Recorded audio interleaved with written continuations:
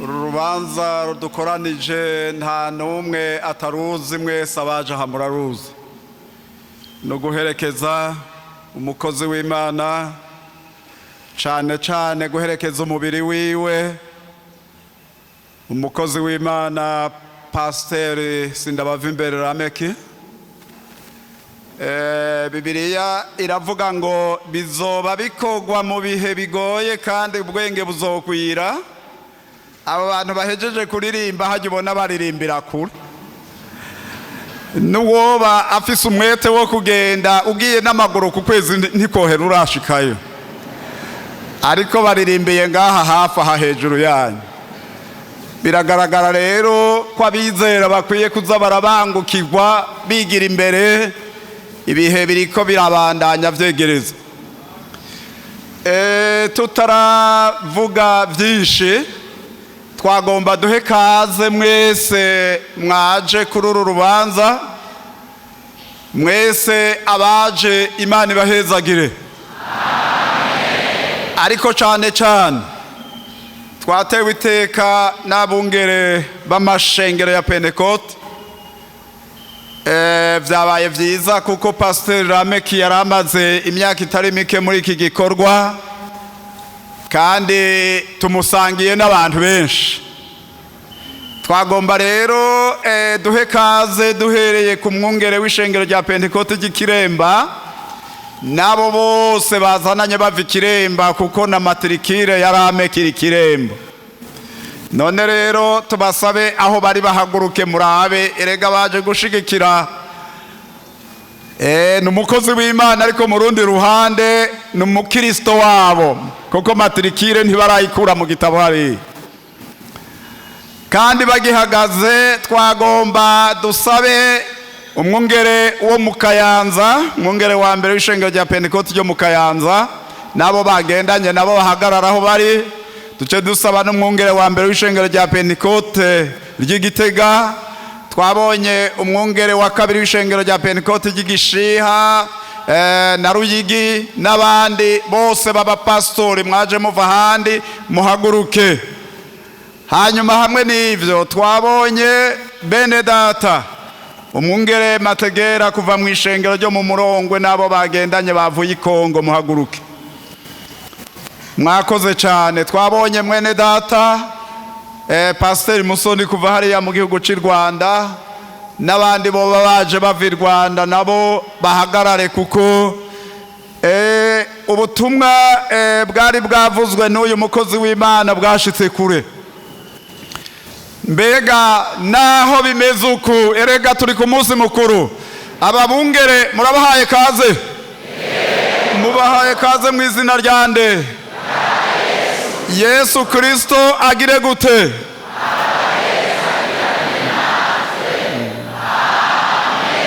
Kaze cyane bene data, mwaje kudufasha uru rubanza no kutwirura. None rero mwabonye n'abari hariya i Canada ko baririmbye, n'umwungere yarasavye hariya ko yogira icavuze. Barabanye igihe kirekire, baragendanye, barakoranye, bafitaniye ibintu byinshi bazinanyimwo. Hanyuma nanje ndiko ndavuga, ndi mu bantu babanye nawe igihe kirekire kuko twarakoranye.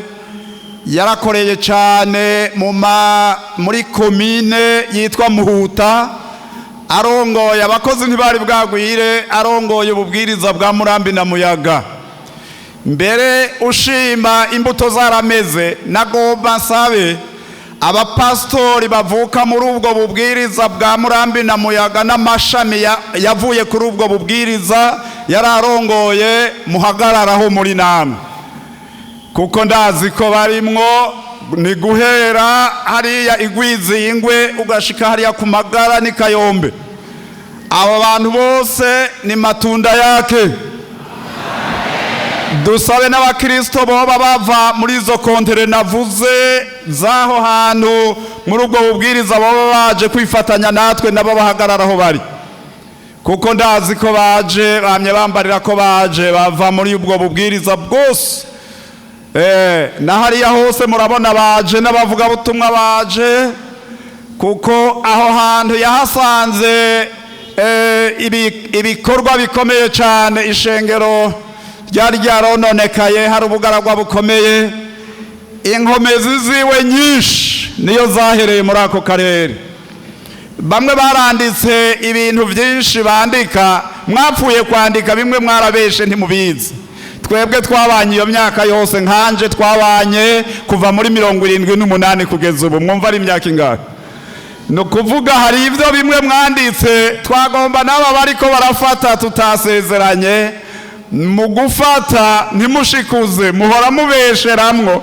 Ariko twebwe turagomba ku mukozi w'Imana ntihagire umuvugira ibitari byo, yoba agize icyaha gikomeye cyane, uvuge ibiri byo. None rero namwe Imana ibahezagire, twagomba twerekane ko imbuto yabivye zameze. Imana ibaha umugisha mwicare.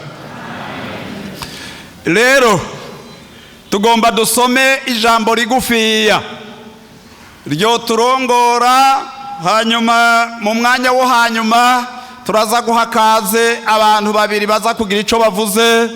N'umupasteur umwe mu bapastori b'Ikiremba cyane cyane ngira ngo mu karere ka Gahama. Hanyuma inyuma yaho turaza guha Kaze umuvyeyi wacu Mwungere Samuel yari hari yaraza kugira ico avuze, kuko babanye igihe kirekire.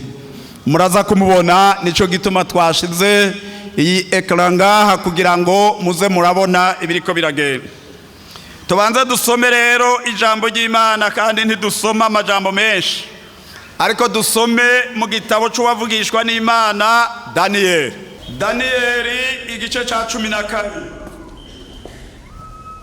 Daniyeli ari mu bahanuzi b'isezerano rya kera bavuze ku kuzuka kw'abantu. Ntarasoma iri jambo, ndashimiye Imana cyane gose ku rupfu rwa Pasteur Sindabava imbere Lamec. Twebwe ino twari dufise ibintu byinshi tuzi, namwe mufise ivyo muzi. Nico gituma bamwe bapfuye kwandika batazi ivyo bandika ivyo ari byo.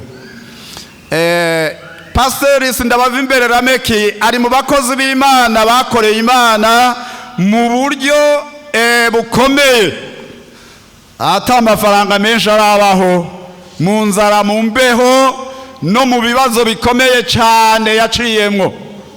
Pasteur Lameck yarigeze kuvuga ubutumwa, amaze yinga avuga ubutumwa, aragwisari ageze mu nzira, hanyuma abantu b'Imana baratabaza, turaja kumuterura ku nderuzo atari umuganwa, turamwikorera ku birometero byinshi tumujana ku bubwiriza, atakindi ariko arondera intama za Kristo Yesu.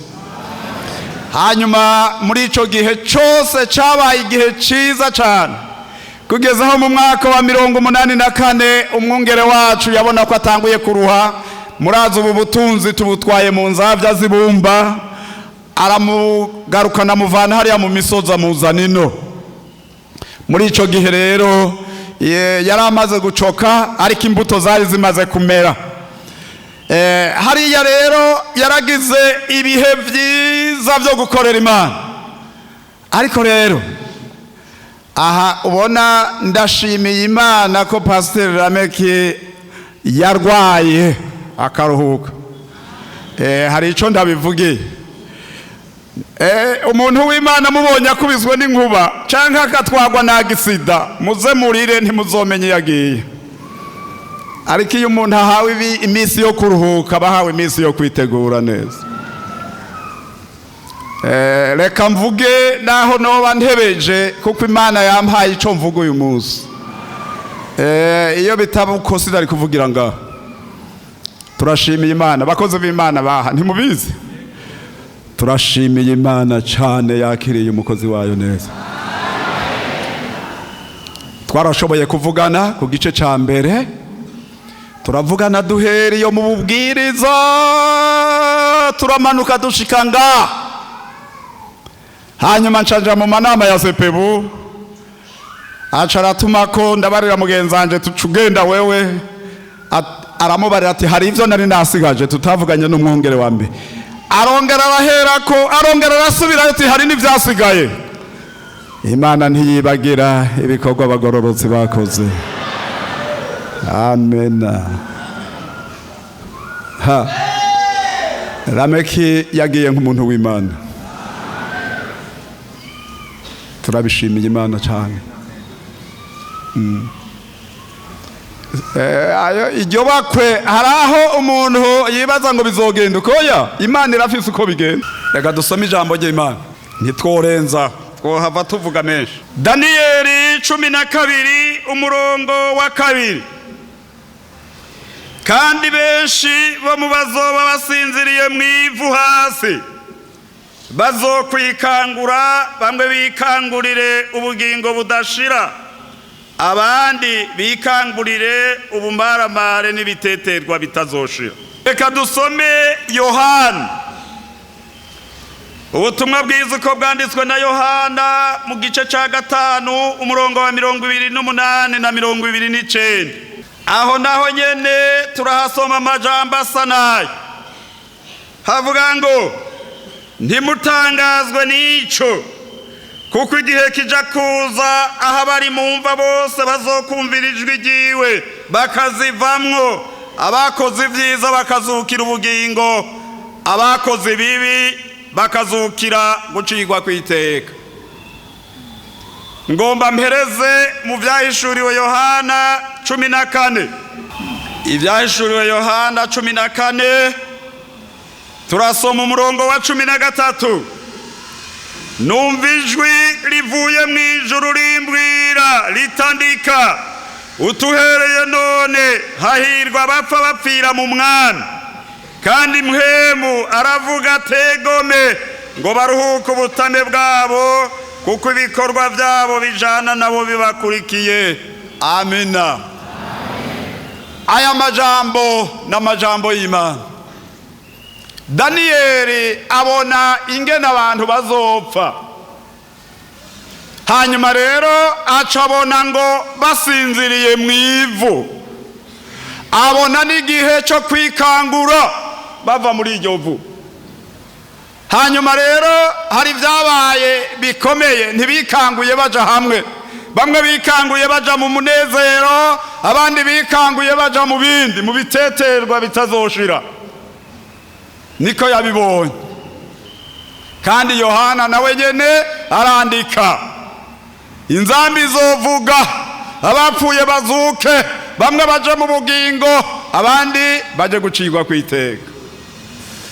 Ariko kandi Yohana arandika mu vyahishuriwe Yohana ati numva ijwi, iryo jwi ni ryiza, hahirwa abapfa bapfira mu Mwami, ngo baruhuke ubutame bwawe. Hano Pasteur Lameck, aha hari umubiri Pasteur Lameck ntakiraho, kuko umuntu mwebwe mwibaza ngo naho wicaye ngaho umuntu nakakavuga, akakavuga ubonye kavuyemwo naho boterera aho birabasha abasigaye. Kubera iki? Akakavuga kaba kasubiye kwa nyeneko. Aha murabona ingene mushajije muri beza, abandi babaye, abandi baragize gute, ariko ndakubarira uri umuntu kuko ako kantu kakivuga. Ko kakivuga rero urafise ico wovuga. Hari umuntu umwe yaravye muri Bibiri, yararaba ibiriko biraba ati comba, ni yari umuntu w'Imana, ngo akazopfa nk'uko abagororotsi bapfa. Ibi bintu biriko biravugwa ngaha, hamwe wosenga iki gisabisho c'icompa mwirangiza ryanje bakazobivuga, wowe ubaye umuhirwe. Iri ni ijambo ry'Imana. None rero kuko hariho abantu benshi baza kuvuga, ntitugomba kuja kuvuga ibirenze ibi, kuko turagomba kurekera umwanya abandi baja kuvuga. Nongera kuvugira ijambo, imisi yiwe ya nyuma yabaye imisi igumye kuri Pasteur Lameck, igumye, ica mu bukiru, ica mu misozi. ariko ndashima iminsi yiwe ya nyuma mu bitaro yabaye iminsi myiza. Imana ishimwe rero, ntiduteterwa ariko turafise akaneza ko umuvyeyi wacu yashengurutse amahoro. Hari ico tuvuga kindi rero, aha naho mubona harimwo abakuze b'imyaka myinshi nawe nyene muravye ngaha no muri 42 si imyaka mike, ariko ako nakama iyo tuzoja hakurya y'ubu bugingo niho tuzomara imyaka myinshi, ari mu buhirwe ari mu ngorane, iyo tuzoja niho tuzomara imyaka myinshi. Tegura rero ubugingo ukiriho kugira ngo niwimukino ukaja hariya uzoronka ico uzojana hariya, kuko hariya niho iwacu tuzohateba hariya. Kandi naho umuntu azozuka murumva ari mu vyiza canke ari mu bibi uzotebayo. Hariho bamwe bazinjira mwijuriyo babone vyiza babikiwe